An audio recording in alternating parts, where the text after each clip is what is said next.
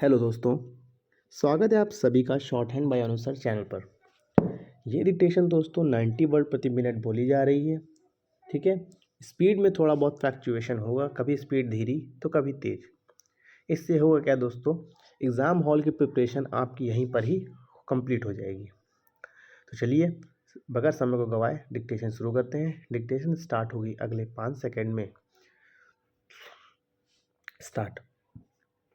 अध्यक्ष महोदय, हम मज़दूरों के हितों और अधिकारों की सदा ही रक्षा करेंगे। राष्ट्रीय परमिट योजना के अंतर्गत अगले महीने 5300 परमिट जारी किए जा रहे हैं। कई राज्यों ने ऐसे कदम उठाए हैं और कई उठा रहे हैं कि छात्रों को उनकी आवश्यकता की हर चीज़ उचित दामों में मिल सके। 70,000 से अधिक पुस्तक बैंक खोले जा चुके हैं, लेकिन जैसा कि आप जानते हैं, कृषि का उत्पादन सबसे अधिक महत्वपूर्ण है। भोजन प्रत्येक व्यक्ति की प्राथमिक आवश्यकता है। इसीलिए मैं व्यक्तिगत रूप से अपने किसान भाई बहनों से बात कर रही हूँ।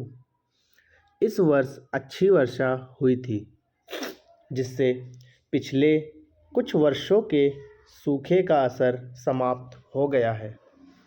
लेकिन इसका यह अर्थ नहीं लेना चाहिए कि केवल अच्छी वर्षा से ही बढ़िया फसल हो सकती है। वर्षा का निसंदेह प्रमुख योगदान रहा है, लेकिन इसके साथ साथ कुछ अपवादों को छोड़कर प्रायः प्रत्येक राज्य में उर्वरकों, अच्छे बीजों और किसानों की आवश्यकता की अन्य चीज़ों की आपूर्ति के लिए प्रयत्न किया गया। अगर कहीं ऐसा नहीं हो सका तो इसलिए कि परिस्थितियां हमारे वश के बाहर थीं, क्योंकि हमें बहुत सी चीज़ों का आयात करना होता है। आयातित चीज़ों के दाम बढ़ गए हैं और हमें अच्छे किस्म की चीज़ नहीं मिल पाती। मैंने अपने किसान भाइयों और मज़दूर मित्रों से अनेक विषयों पर बातें की हैं। मैंने बाहरी प्रभाव के बारे में भी उल्लेख किया है। यह सब इसलिए कहा गया है जिससे हमारे किसान, हमारे खेतीहर मज़दूर, हमारे आदिवासी रेगिस्तानी प्रदेश के लोग तथा अन्य दूरस्थ स्थानों के लोग यह जान सकें कि हमारी कठिनाइयाँ क्या है और हमने क्या सफलताएं पाई हैं।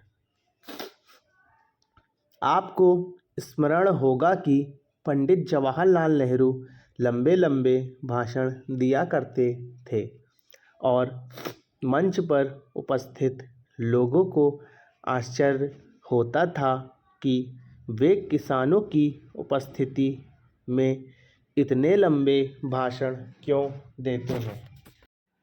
विज्ञान, विदेश नीति और योजनाओं के बारे में बातचीत करने की आवश्यकता उन्हें क्यों अनुभव होती है। लेकिन पंडित जी कहा करते थे कि जब तक देशवासी इन बातों की तह तक नहीं पहुँचेंगे, तब तक देश आगे नहीं बढ़ सकता। चूँकि वह लोगों से विज्ञान के बारे में बातें किया करते थे, मैं समझती हूँ कि उससे एक ऐसी नींव पड़ी जिससे हम सब किसानों के पास गए और वैज्ञानिक बातों की जानकारी दी तो वे नई तकनीक अपनाने के लिए तैयार मिले।